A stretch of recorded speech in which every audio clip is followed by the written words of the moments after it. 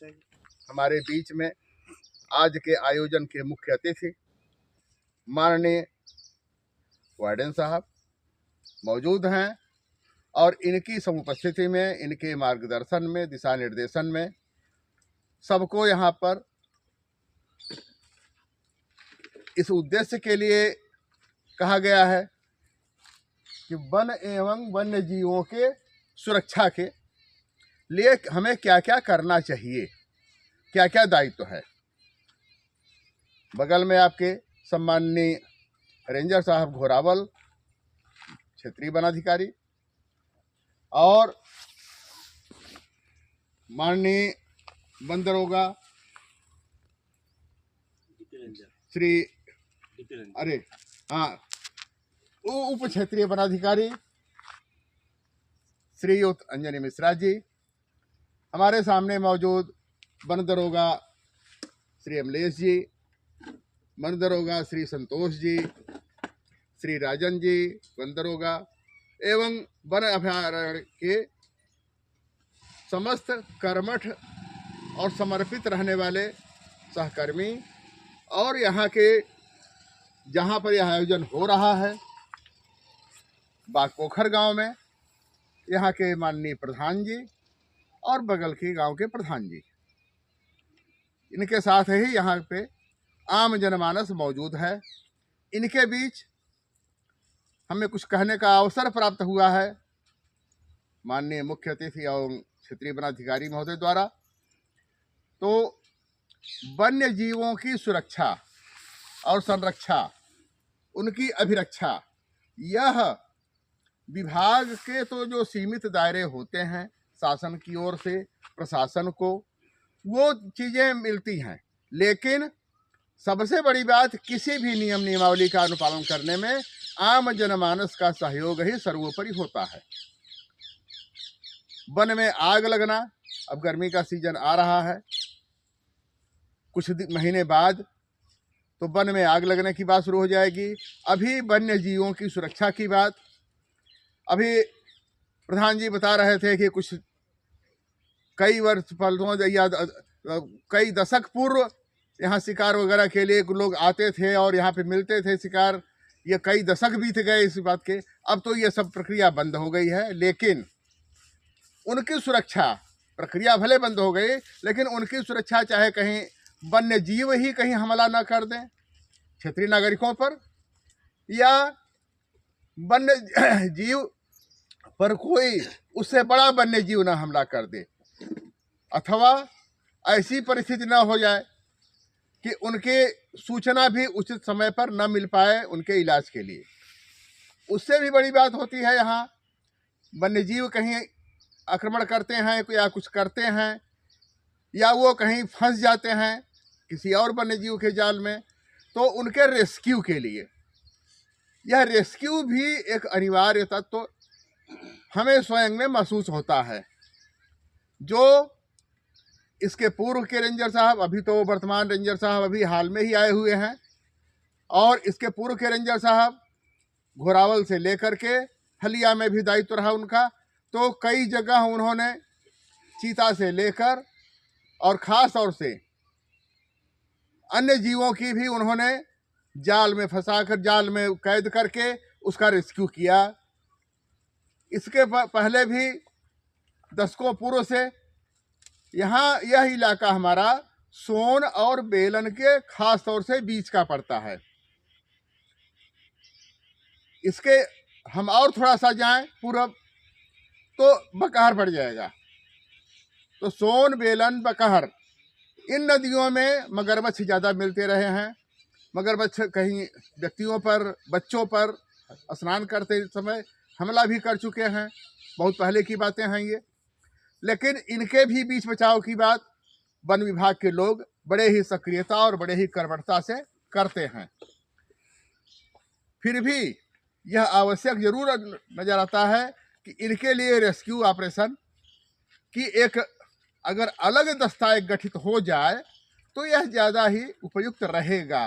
यह मेरा अपना मानना है और ऐसा आप सभी लोगों से अनुरोध भी है, मंचस्थ सम्माननीय वार्डन साहब और अन्य लोगों से अनुरोध है। इसके अलावा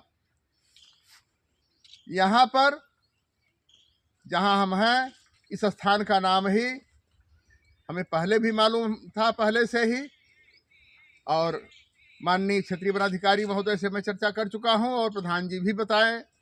यहाँ पर जलाशय है, यहाँ बाघ भी आया करते थे जलपान करने के लिए। सर्दियों में तो पानी पीने की व्यवस्था जो रहती है उतनी मिल जाती है, गर्मियों में ज़्यादा दिक्कत होती है। बाघ आते थे पानी पीने के लिए, इसलिए इसका नाम बाघ पोखर, इस नाम से इसको अभिहित ही कर दिया गया। कहते कहते बाद में बाघ पोखर हो गया, BAGH से उच्चारण में, तो वो तो एक बात हुई। लेकिन यहाँ पर वन्य जीवों का बड़ा व्यापक प्रभाव है, अभी भी है। और हमने बताया कि मैं मध्य प्रदेश के उस इलाके में गया हूँ, बगदरा में, यूपी से ठीक सटा हुआ बेला नदी का किनारा, जहाँ एकदम कुलाचे मारते हुए ब्लैक बक और जीव सब घूमते रहते हैं। अभी महुरिया के रेंज में लगभग कुछ साल बीते होंगे, वहाँ भी उनके पेयजल की व्यवस्था गर्मी में आ गई थी। तो इस तरह से उनके आहार और जल, इन दोनों की व्यवस्था उनके लिए सुलभ हो, ये तो एक बात होती है। बात यहाँ दो आपस में शामिल हो जाती हैं, पर्यावरण और पर्यटन।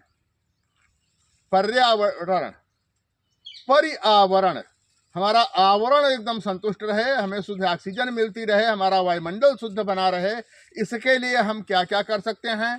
और श्वास सब लेते हैं, बिना श्वास के कोई भी जीव जंतु मानव प्राणी कोई भी नहीं जीवित रह पाता।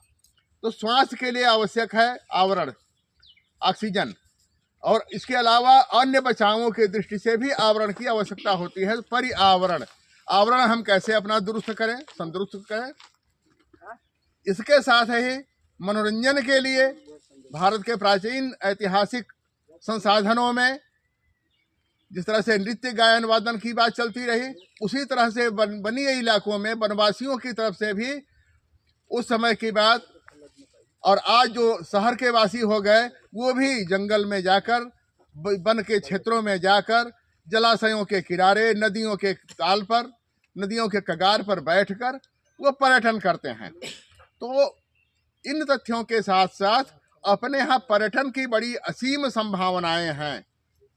ये लगभग 4 साल पहले की बात है, उप मुख्यमंत्री उत्तर प्रदेश केशव मौर्य जी आए थे वहीं कलेक्ट्रेट सभागार में, वहाँ भी बात हो रही थी। उन्होंने कहा भी कि सबसे असीम संसाधन सोनभद्र अपने गर्भ में, अपने आगोश में समेटे हुए है पर्यटन का। पर्यटन पर काम भी चल रहे हैं, लेकिन अभी थोड़ा सा अन्य चीज़ों को जो यहाँ पर पुरातात्विक, ऐतिहासिक या अन्य प्रकार के जो धरोहर हैं, उन धरोहरों को भी समेटने की बात आ रही है। मनोरंजन के साधनों की बात की हमने, तो नृत्य, गायन, वादन, संगीत, यह सब भी उनके मनोरंजन के साधनों में आते हैं। तो हर प्रकार का आवरण चाहिए। जीविका तो सबके लिए चाहिए, लेकिन जीविका के अलावा आदमी मनोरंजन के लिए आपस में ही कुछ हंसी में बोल देता है, तभी उसका मनोरंजन होता है। कुछ अच्छे कार्यक्रम देखे, मेला देखे, मिलाप देखे, बड़े बड़े आयोजन देखे, उत्सव देखे, पुराने राजाओं महाराजाओं के ज़माने से लेकर आज के लोकतंत्र में जिस तरह के कार्यक्रम होते हैं, उत्सव मनाए जाते हैं, यह सब आपकी आंखों के सामने है, टीवी पर, अखबार में, चाहे जहां भी आप देखते होंगे, पढ़ते होंगे। तो इस तरह से मैं इतना ही कहना चाहूँगा कि ऐतिहासिक और पुरातात्विक दृष्टि से यहाँ के संसाधन अगर सुदृढ़ कर दिए जाएं, और आप ही के क्षेत्र में रॉबर्ट्सगंज से लेकर के इधर घोरावल क्षेत्र, और पुरातत्व की बात अभी रंजन साहब से चली थी हमारे रॉक पेंटिंग की, शैल चित्र की, तो हलिया में भी हमने पाए हैं पुरातत्व, मतलब शैल चित्र। और यहाँ फासिल्स भी है जो हमारे प्राचीन ऐतिहासिक कालों से मिलता रहा है। आदि मानव का प्रथम बसाव इसी बेलन घाटी में हुआ था। तो यहाँ पे जो चीज़ें हैं, सलखन के फासिल्स की बात को छोड़ दें तो और भी यहाँ पर हैं पुरातात्विक उस प्रकार की धरोहर जिन्हें हम फासिल्स कहते हैं, जीवाश्म कहते हैं, जीव की अस्मिकी मानते हैं। इस तरह की बातें चीज़ें हैं। इससे होगा क्या? दो बातें, एक तो लोगों के अतीत को खोज की बात आएगी, दूर दूर से लोग आएंगे, विश्व की एक धरोहर बनेगा। दूसरी बात, यहाँ के लोगों के लिए आजीविका का मुख्य साधन है। जैसे अभी 2 दिन पहले की बात है, उत्तराखंड के मुख्यमंत्री ने, पुष्कर सिंह धामी जी ने यह कहा कि टीवी पर हमने देखा कि यहाँ पर अब 4 महीने नहीं 8 महीने यहाँ चारों धाम तीर्थ यात्रा कराई जाएगी और वो इसी 8 दिसंबर को शुरू होने जा रही है। तो पर्यटन से आजीविका भी बढ़ती है और पर्यटन से संतोष भी मिलता है, संतुष्टि भी मिलती है और ज्ञान भी बढ़ता है, ज्ञान पर ज्ञान भी बढ़ता है। इन सारी चीज़ों को समेटते हुए हम यही कहना चाहेंगे कि स्वयं की जागरूकता ही सबसे अधिक महत्वपूर्ण है, अहम महत्वपूर्ण है। हम आज इस बाघ पोखर, जिसे कहा जा रहा है, बाघ पोखर में मौजूद हैं और यह द्वितीय काशी का पूरा क्षेत्र है।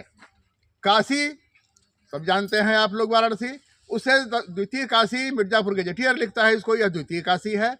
और सोन के इस तरफ आर्यावर्त की सीमा में जिन नदियों का उल्लेख है उसमें सोन नहीं आता, तो सोन के इस तरफ यानी बेलन से लेकर शिव द्वार को आर्यावर्त का प्रवेश द्वार मानते हुए हिमालय का हरिद्वार और स्वर्ग द्वार बद्रीनाथ, जहाँ से स्वर्गारोहण हुआ था पांडवों का, तो यह पूरा क्षेत्र मृत्युलोक तक का द्वार कैलाश मानसरोवर का, तो यह पूरा क्षेत्र उस सभ्यता संस्कृति पर, अभी हमारी रंजन से बात हो रही थी उत्तराखंड की सभ्यता संस्कृतियों पर, और लगभग उसी तरह का लचीलापन, उसी तरह की सौम्यता यहाँ के वनवासियों आदिवासियों में नहीं बल्कि सब में पाई जाती है। जिस तरह से वहाँ के संस्कार हैं उसी तरह से यहाँ के संस्कार हैं। तो यह पूरा क्षेत्र, और इसको जब द्वितीय काशी का क्षेत्र हलिया ब्लॉक के कोटारनाथ से लेकर गुप्त काशी शिवद्वार का बेल्ट लेते हुए अपना पड़ता है ये गोठानी से आगे गुप्त काशी तक।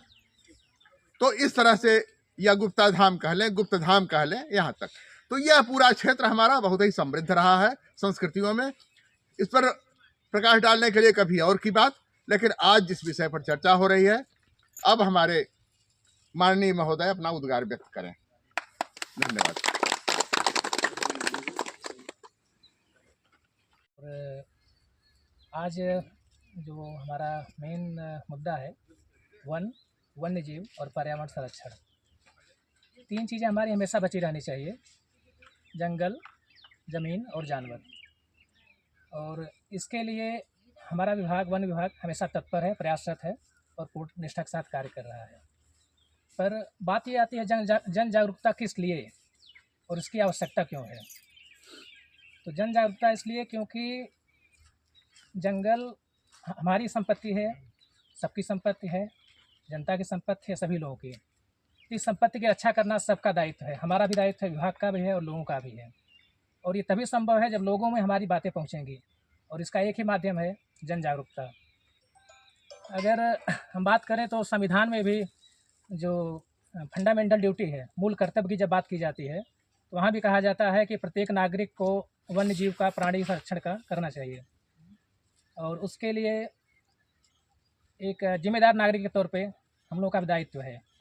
तो इस संदर्भ में आज कई सारे प्लेटफार्म हैं जहाँ की हमको जन जागरूकता मिलती है, चाहे वो आज न्यूज़पेपर देख लीजिए, मीडिया देख लीजिए, इलेक्ट्रॉनिक मीडिया देख लीजिए, या यूट्यूब चैनल देख लीजिए, जहाँ भी हर जगह अवेलेबल है।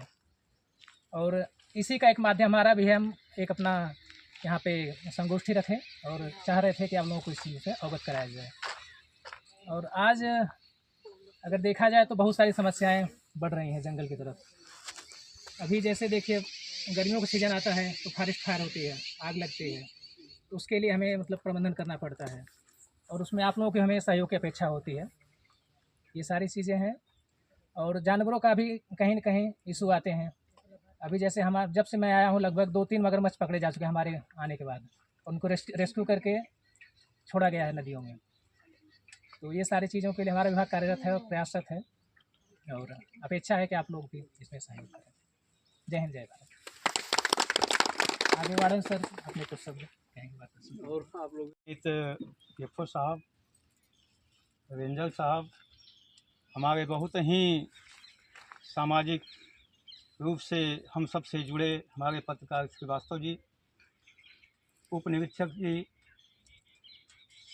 हमारे सबसे नज़दीक रहने वाले वन विभाग के अमलेश यादव जी और सभी वन विभाग के कर्मचारी, हमारे पूर्व प्रधान सीताराम जी, सम्मानित दिनेश जी जो हमारे साथ प्रधान हैं, तेज नारायण जी तथा सभी हमारे ग्राम पंचायत के लोगों, आज जैसा कि यहाँ देखने को मिला है, कुछ दिन पहले हम लोग डीएफओ सिर्फ नाम सुना करते थे, शकल देखने को नहीं मिलता था। आज हमारे गांव का सौभाग्य है कि आप अपने संपूर्ण महकमे के साथ हमारे इस छोटे से गांव में, दलित शोषित वंचित गांव में विराजमान है।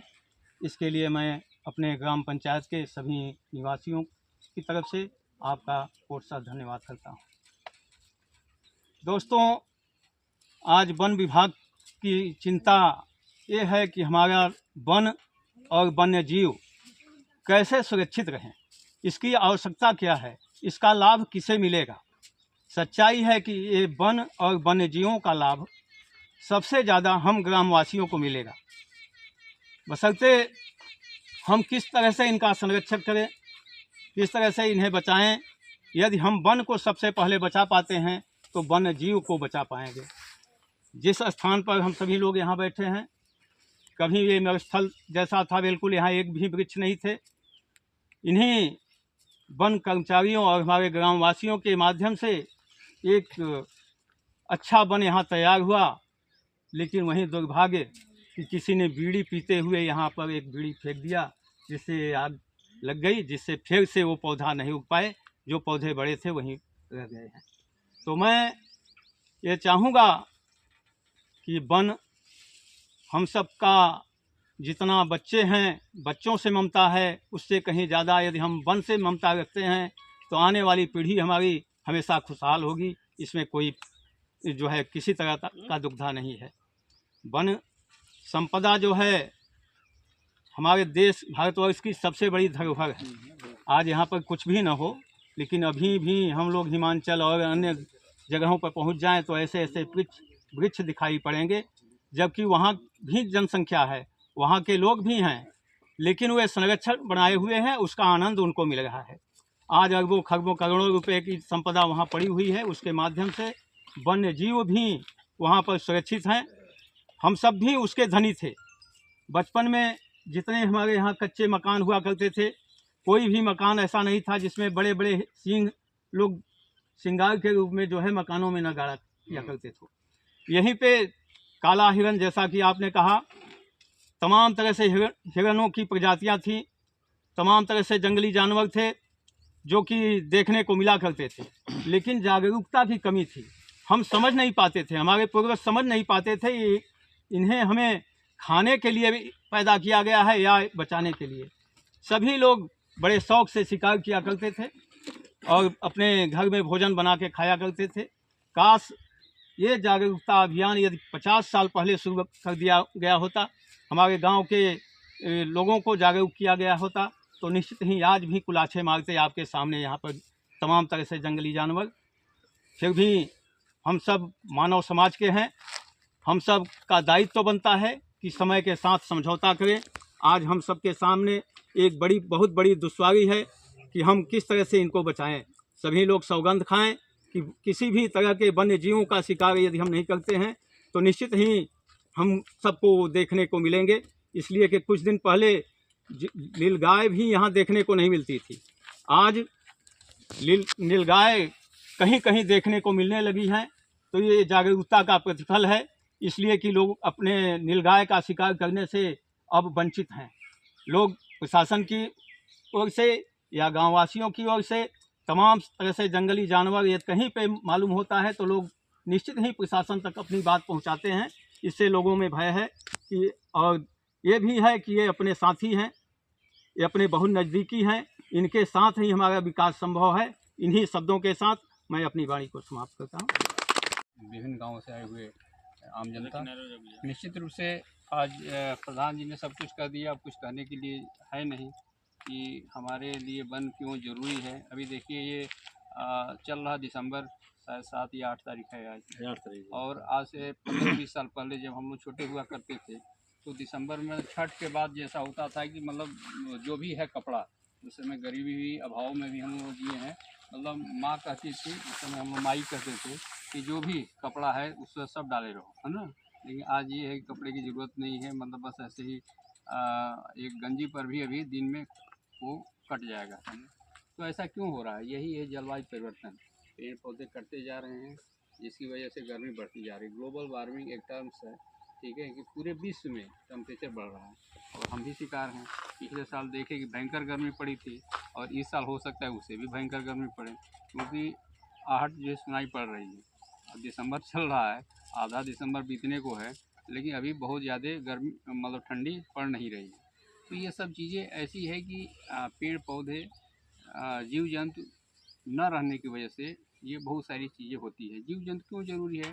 जीव जंतु भी बहुत सारे कीड़े मकोड़े हैं, पक्षी हैं, जानवर हैं, वो खाते हैं फलों को, फिर कहीं दूर दराज जाकर जो है अपना घूमते रहते हैं, चूँकि तो उनके मल से भी जो है वो बीज जो है मल के माध्यम से भी वहाँ पर बीज जो है आ जाते हैं, और वो फिर जो है समय जब आता है, बरसात होती है, तो फिर वो धीरे धीरे नेचुरल जर्मिनेशन होता है और वो पौधे बन जाते हैं।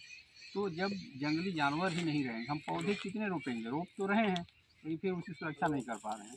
तो जो प्रकृति का एक तरह से जो व्यवस्था है कि हम जन्म मतलब जो अंकुरण होता है वो जानवरों के शरीर के माध्यम से जो उनका शोधन हो जाता है, तो उसमें कीड़े मकोड़े नहीं लगते हैं। तो जंगली जानवर ही नहीं रहेंगे तो फिर ये बीजों का फैलाव, चिड़ियाँ नहीं रहेंगी तो फिर बीजों का फैलाव कैसे होगा? देखते हैं कि पीपल बरगद का पेड़ पौधे जो है हमारे छतों पर भी ये उगाते हैं। तो ऐसा नहीं है कि वो बीज कैसे आ गया, हवा से थोड़े आया, वो चिड़िया पक्षियों के माध्यम से आया होगा। तो ये सब चीज़ें ये प्रकृति की व्यवस्था है, और इस प्रकृति की व्यवस्था में बहुत सारे कड़ी है। अगर एक कड़ी को हम जो है अगर हटा दें तो पूरा सिस्टम ही जो है बेकार हो जाता है। तो आज हम मतलब बेकार होते सिस्टम को देख रहे हैं, और मतलब भाई बंधु लोग वो फंदा फंसाते हैं सुअर मारने के लिए। विशेष रूप से कभी कभी हो जाता है कि उसमें तेंदुआ या और कोई जानवर फंस जाता है, तो ऐसा चीज़ें करना ठीक नहीं है। सरकार की ओर से भी इसकी मनाही है, और बहुत बड़ा दंड भी है कि अगर ऐसा करते हुए कोई पकड़ा जाता है तो मतलब कम से कम 3 साल का कारावास है, कम से कम, और 1 लाख का जुर्माना, ठीक है। और सबसे बड़ा ये है कि एक्ट में अभी 2022 में संशोधन हुआ, उस एक्ट में एक और खास पहले भी था, लेकिन हम बताने के लिए करो, ये जन जागरूकता के माध्यम से कि आम जनमानस में जाएगा। जब कानून का भय होता है ना, थोड़ा डर रहता है। कानून का भय नहीं रहता है तो आदमी जो सीना तान कर वो करता है कि अरे क्या होगा, कुछ नहीं। लेकिन अब जैसे ये है किसी आदमी का मर्डर हो जाता है तो पुलिस पकड़ कर जेल में, है ना, वो डाल देती है, लेकिन वो अपराध किया है इसको साबित करने की जिम्मेदारी पुलिस की होती है कि आप साबित करिए कि यही ठीक है मारा है किसी आदमी को। लेकिन हमारा कानून कहता है कि अगर हम किसी भी व्यक्ति को अगर हम जेल में डाल दें ये फॉरेस्ट ऑफेंस में, तो उसकी जिम्मेदारी होती है निर्दोष साबित करने के लिए कि उस समय जब ये एच 2 केस में जो हमारे यहाँ FIR होता है, एच 2 केस कहते हैं कि उसमें घटना का जो विवरण देगी इतने समय आप यहाँ पर ये शिकार किए या पेड़ काटे, तो अब आपकी जिम्मेदारी है ये कि हमने ये काम नहीं किया। तो दोनों में कितना अंतर है? वहाँ पुलिस की जिम्मेदारी है आपको दोषी साबित करने के लिए, और हमारे कानून में है कि निर्दोष साबित करने की जिम्मेदारी आपकी है। तो ये फॉरेस्ट एक्ट बहुत टफ सरकार बनाती जा रही है।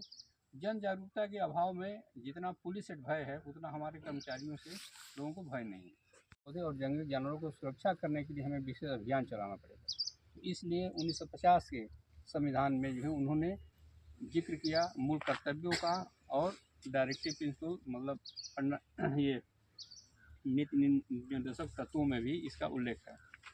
डायरेक्टिव प्रिंसिपल हमारे लिए है, सरकार के लिए है कि सरकार जो है वनों के संरक्षण, वन्य जीवों के संरक्षण, पक्षियों के संरक्षण के लिए अधिक से अधिक प्रयास करेगी और संसाधन का इस्तेमाल करेगी।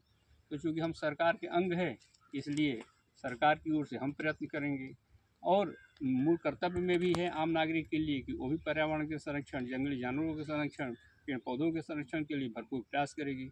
तो नागरिक होने के नाते हमारी दोहरी कानून को भी बताइए कि कानून क्या कह रहा है, क्योंकि कानून की जानकारी नहीं होती है तो लोग सोचते हैं कि भाई हमारे बाबा मारते थे जंगली जानवरों को, हम भी मारेंगे। लेकिन उस समय कानून नहीं था, अब कानून अब हो गया है और कानून का पालन करने के लिए सरकार जोर दे रही है।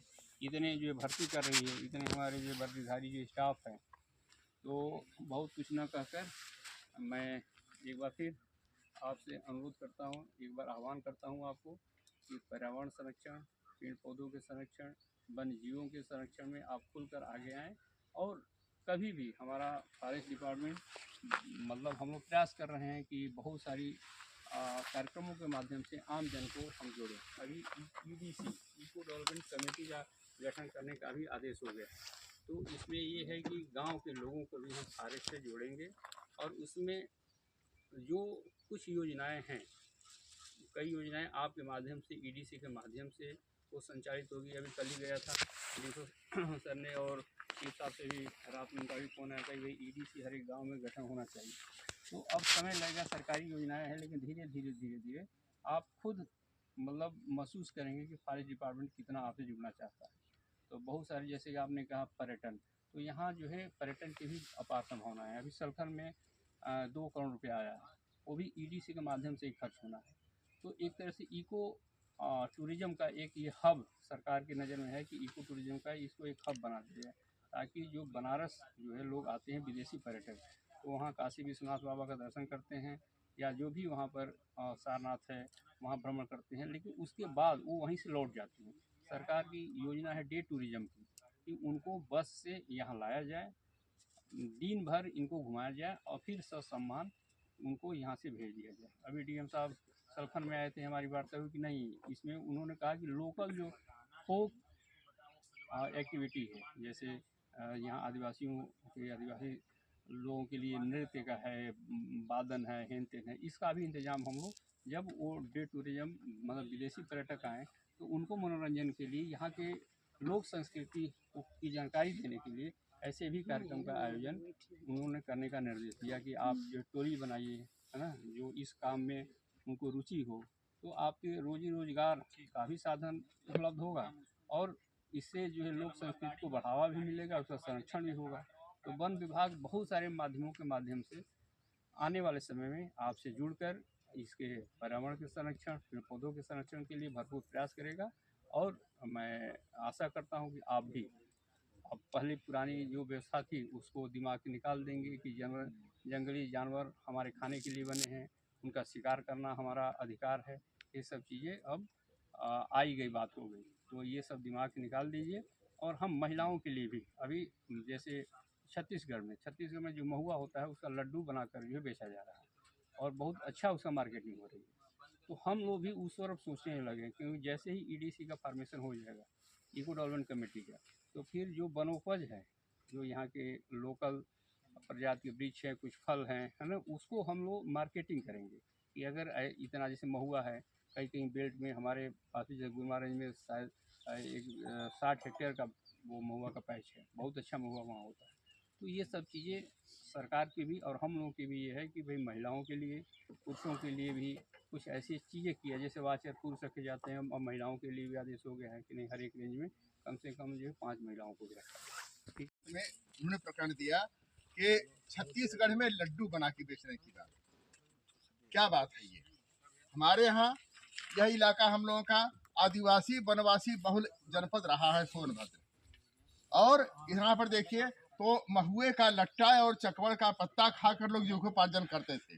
चकवड़ के पत्ते का साग और महुए का लट्टा बनाकर जन्म से लेकर मृत्यु तक महुए का उपयोग होता था। जब युवती प्रसव होता था तो पारात में महुए के उसके रस में बैठा दिया जाता था और प्रसूति रोग नहीं होती थी। मृत्यु के समय तक हर कार संस्कार में, ये तो महुए की बात आई।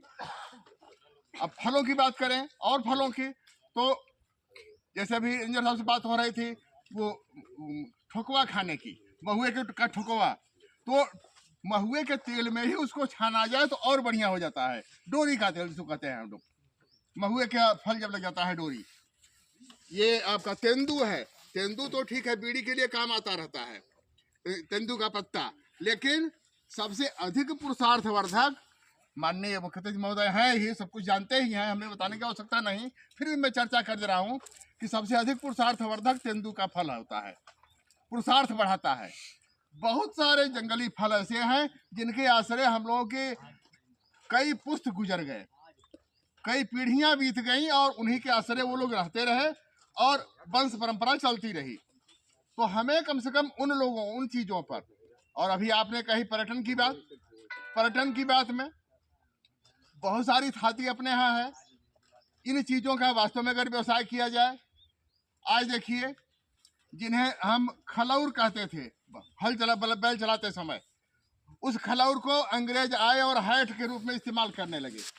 उस खलौर को आज फिर उसी की बात उठने लगी है। इतिहास हमेशा अपने आप को दोहराता है।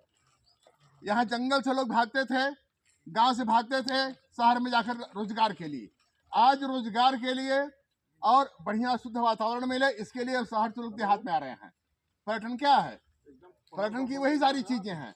तो हमारे यहाँ जो भी चीजें हैं, माननीय वार्डन साहब ने बहुत ही अच्छी बातें संक्षेप में इसको समझाया इन्होंने कि अब जैसे यहाँ बगल में देख लीजिए, अभी जहाँ से मुड़े हैं आप, इधर एक मंदिर है, विदेशी आक्रांताओं द्वारा तोड़ा गया वो मंदिर है। उसमें पूरा वो तंत्र क्रिया का मंदिर है, तंत्र की साधना का, बस यही ठीक टर्न होंगे, यही मंदिर है। और शिवद्वार का क्षेत्र जो हमने द्वितीय काशी कहा, शिवद्वार के क्षेत्र में मुख्खाफाल से लेके बेलोनिया से आगे तक के गांव में बेलन के उस तट पर भर्राजवंशियों ने एक नगर का निर्माण किया था। लखौरी ईंटों की दीवार आज भी मिलती है, लेकिन वहाँ मंदिर बहुत है, वो भी कहीं न कहीं आक्रांताओं ने उसको भी नष्ट भ्रष्ट किए। तो वो चीज़ें हैं। तो इन चीज़ों को भी अगर संग्रहालय में रखा जाए, इसको कायदे से शो किया संग्रहालय, हालांकि शिवद्वार में बना है, विजयगढ़ के पास बना है, मऊ कला में संग्रहालय, हलिया में बना है, लेकिन उन चीज़ों का संकलन अभी नहीं हो पाया है पूरी तरह से। और आज भी ज़मीन के नीचे खुदाई करते समय नींव की या हल चलाते समय लोगों को डांड मेड़ खेत क्यारी पर मिल जाती हैं पत्थर की मूर्तियाँ। और उस काल की, जिस काल में हम लोग उम्मीद नहीं कर सकते, उस तरह की टेक्नोलॉजी नहीं थी अपने पास।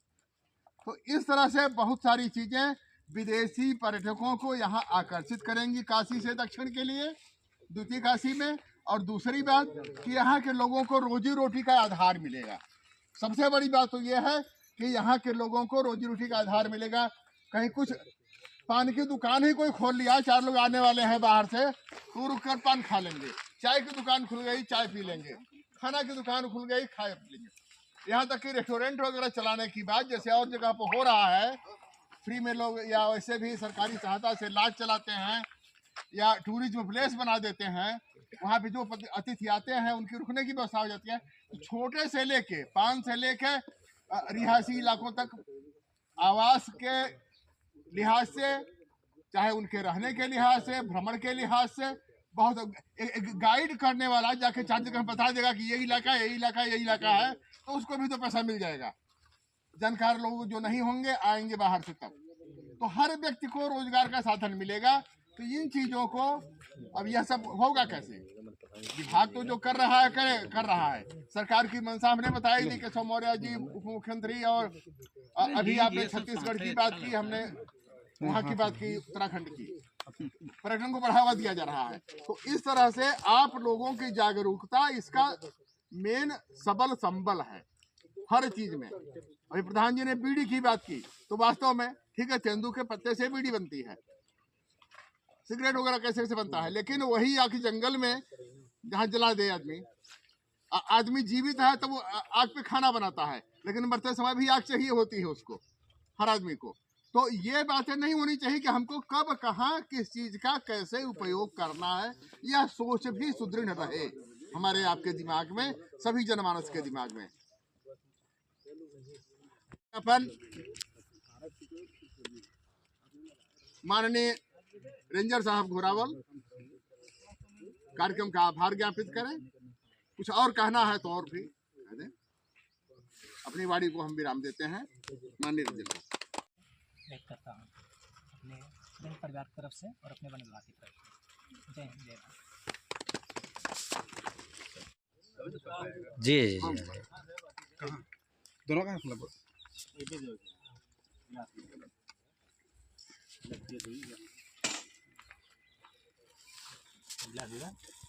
वीडियो बना रहे होगा।